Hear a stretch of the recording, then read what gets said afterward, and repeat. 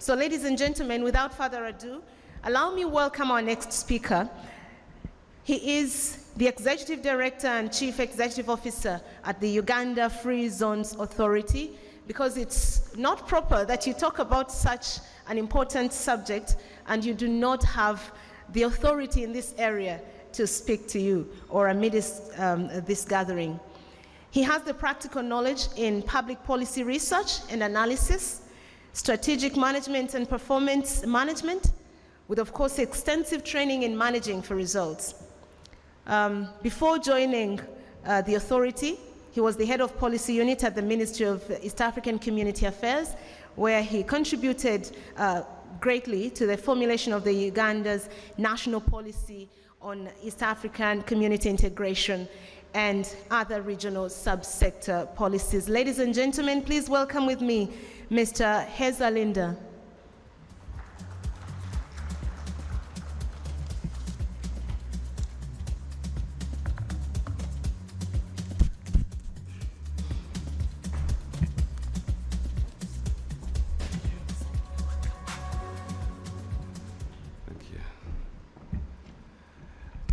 Thank you,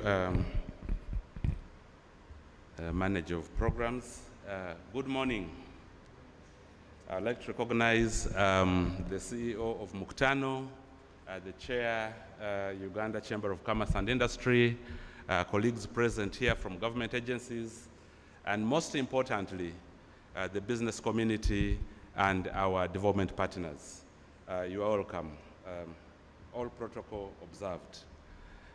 I just want to thank the Mkutano company for regularly organizing these dialogues, where we share ideas, experiences, and strategies and initiatives, tactics, how we can take our economy forward, especially when it comes to industrialization and how we promote external trade. You will forgive me, I'm going to talk a lot more about export-oriented investments because that's where I come from. Ladies and gentlemen, as already introduced, the CEO of Uganda Free Zones Authority, and many of us usually want to understand what is a free zone. I have a friend who always asks me, are the free zones free? And I say, yes, they are indeed free of taxes, so that the private sector can be helped to produce more, produce cheaply, and compete more favorably on the international market. So a free zone is basically a gazetted geographical area. It has to be a geographical area, gazetted. And by gazetting, we mean picking the coordinates and by law declaring that area as being outside the customs territory. So when you are producing in a free zone, you are actually producing outside of the customs territory, and therefore you exempted from customs duties and any related internal taxes so that you can produce more competitively. And this is not only in Uganda, it's a regional program, and I'm glad that the Africa Continental Free Trade Agreement, especially under the Comprehensive Protocol on Trade in Goods, Article 23 particularly, has picked it up as a special purpose vehicle to promote Africa's integration into the global supply and value chains. And that is very important for us. In a practical way, when you are a business person and you are setting up a factory, an industry, and you are going to export, or even services, BPOs, ITS, and so many other things, every import that you bring into this country that is going to be used in the production process of what you are going to export shall be tax exempted.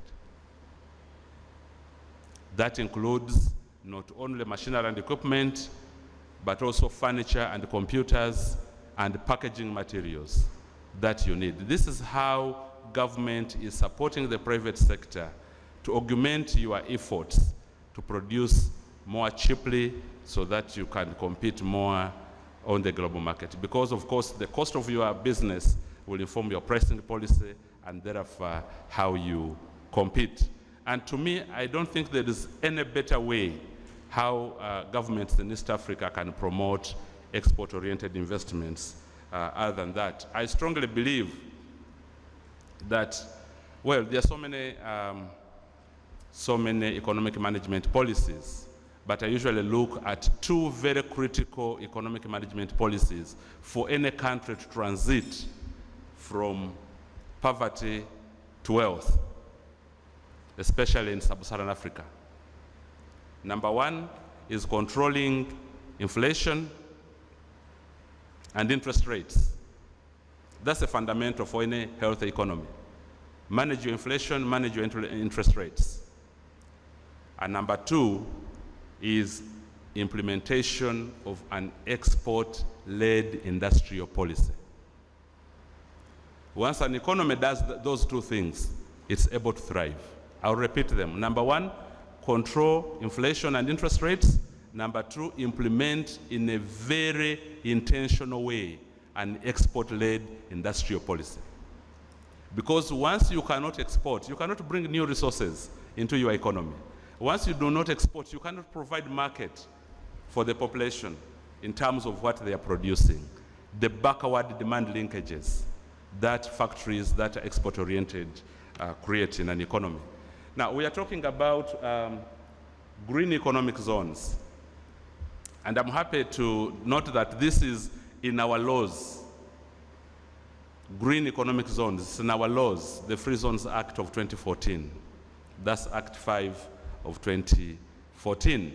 We basically look at three things in order to give you the license that is going to allow you first green channel port clearance when you are importing or when you are exporting.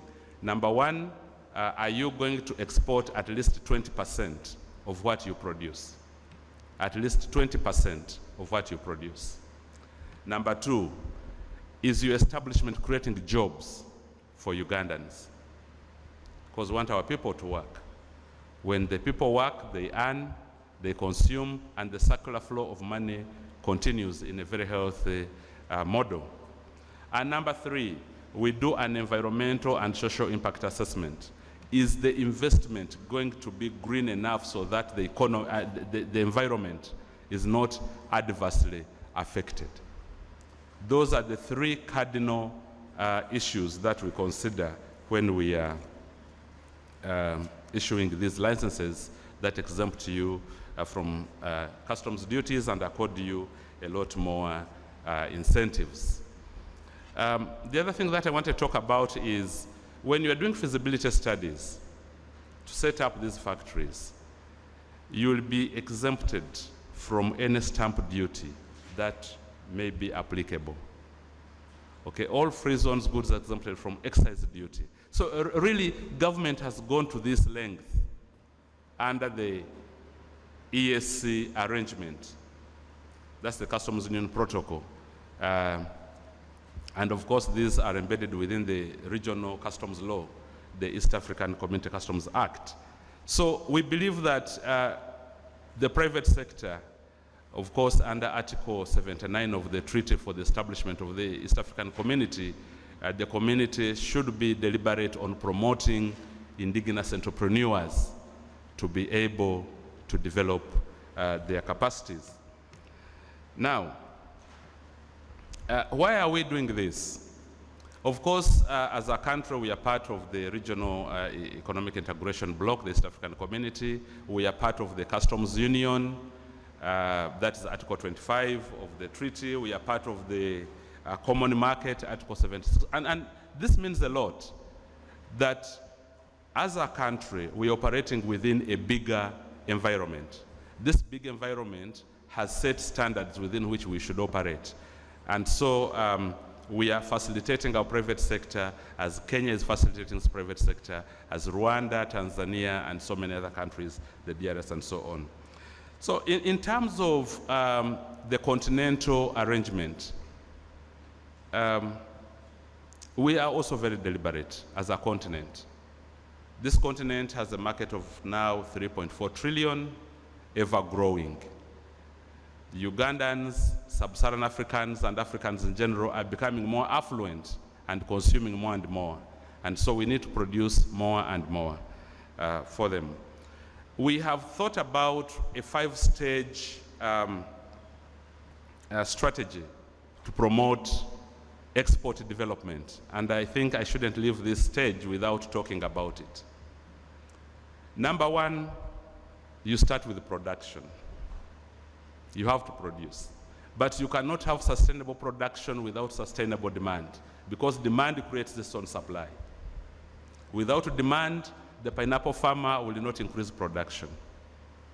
Without demand, the tomato grower in Kasese, or the mango grower in Rakai, or whatever is being grown cannot increase both in volume and quality. So number two, you have demand. And that demand is created by value addition, processing, value addition. Value addition is done by machines. You have to be very deliberate and intentional on this as the private sector being supported by government. Because if I'm a pineapple grower and I have 10 acres of pineapples, if there's no off-taker, somebody buying my pineapples, I may actually stop growing the pineapples. I may actually even move to another, or even sell the land and buy a border. So it is very critical for us to do processing, value addition, manufacturing. Number three is certification. We have to certify. I hope UNBS is in the room. Is UNBS here? David, my brother David, next time we need UNBS in the room, because we cannot grow our exports without standards, without certification. We can't do that.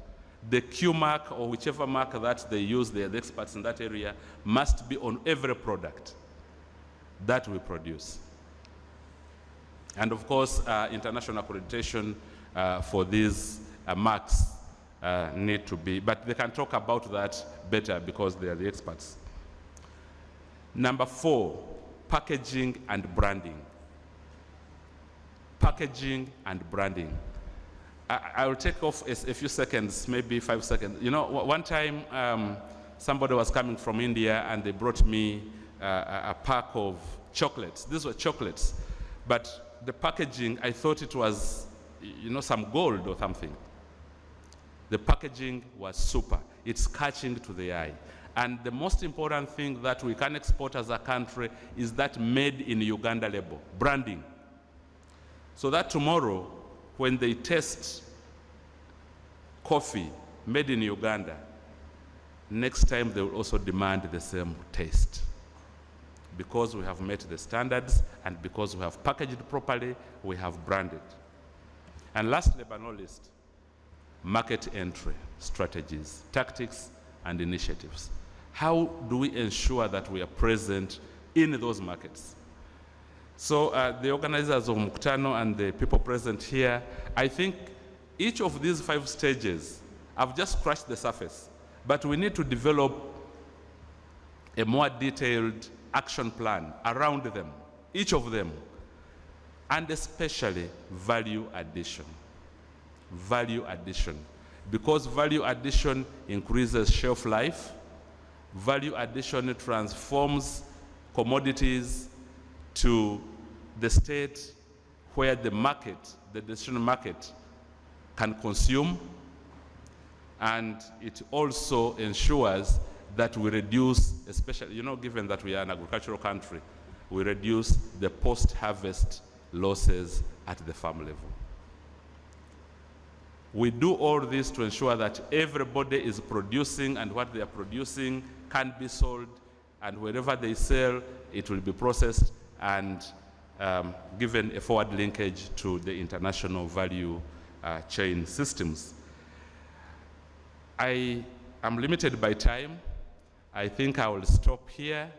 The message that I want to leave with all of us is that we must invest in machinery, we must process, we must add value to what we are producing, and as government, through Uganda Free Zones Authority, will grant you all the exemptions you need as far as customs duties are concerned and accord you green port clearance for whatever you are doing. And this is how we are supporting the private sector to export. Thank you very much. Thank you. Mr. Alinda, we're going to try and do it a little bit differently here today. There's one point you made, if I may, that got a few people around me nodding their heads. And it's the concept around branding Uganda. So it's good to build Uganda, it's good to buy Uganda, but the aspect of branding Uganda is something that you say we need to do a little bit work on. And that's not an original statement, by the way. Dr. Dimitri Pozidaev used it last year when we convened. But that conversation from the perspective of UFSA is something that we need to understand, and how do we implement it practically, so that the chocolate that we have, Bundugujo, that is of the best quality, or our coffee, fish, when it gets into our market in Switzerland, India, wherever, is standing on par with other products. That's something that I guess the Private Sector Foundation and the Chamber of Commerce would, in collaboration with yourselves, be able to unpack. I just thought I'd bring that out. Okay, thank you, David. You know, the job is big, and it's a job of the whole of government. Everybody, this is an elephant. Everybody must start somewhere, and we push it. As Uganda Free Zones Authority, we are saying we need, and this is what, David, you are talking about, how do we practically support people to brand? How do we practically support people to package? And we are saying every packaging material that you bring into this country will be customs exempted. Where you buy it from is another issue. But again, we are also encouraging you, and we have got a few people around this town, around this country, who have imported machinery to manufacture, to create these high-grade packaging materials.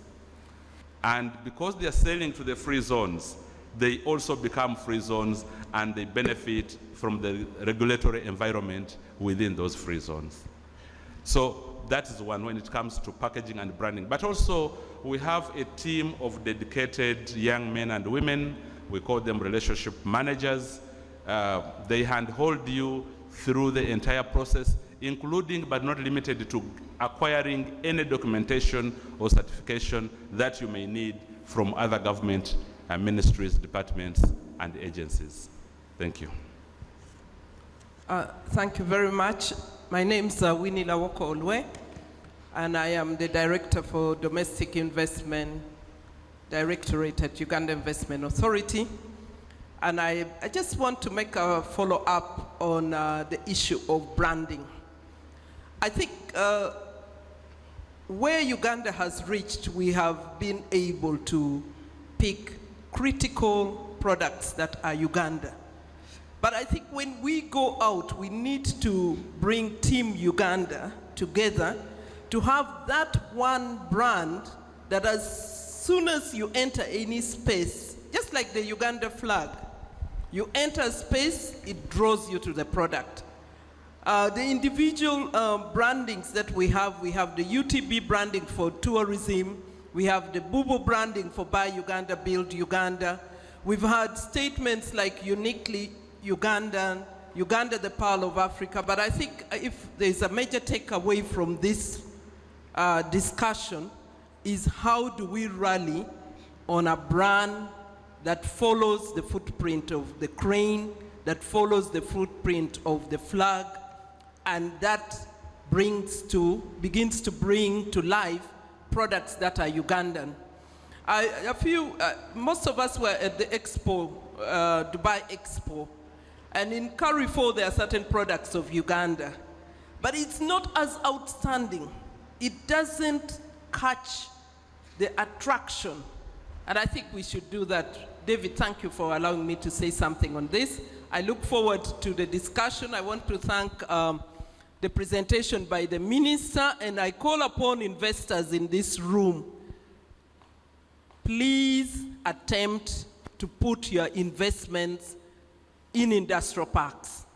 The issue of power cannot be overemphasized when we build an industry in a residential area. It makes it very complicated to start bringing in the prerequisites that require you to have a three-phase. It's disorganized, so we need to have that clearly stated. Thank you so much. Thank you very much, Madam Lawoko. And thank you, Winnie, for those comments. I just want to pick on the last one, then I'll talk about the market entry, the branding, and all that. Now, I can see a representative of Operation Wealth Creation here.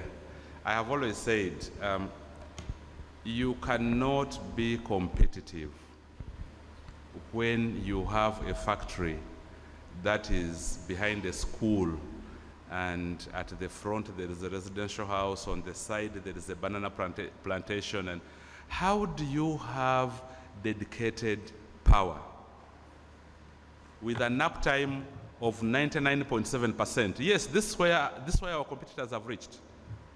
I was in Tema industrial zone in Ghana, 99.7% power uptime. What that means is there's no single thermal generator. That means the cost of production is low. When we go to the Africa continental market, we find challenges because of our cost of production.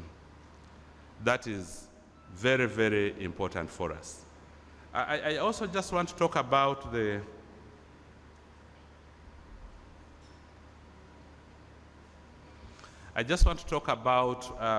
issue of the whole of government approach to branding Uganda. And I'm happy, is Pasaid in the room?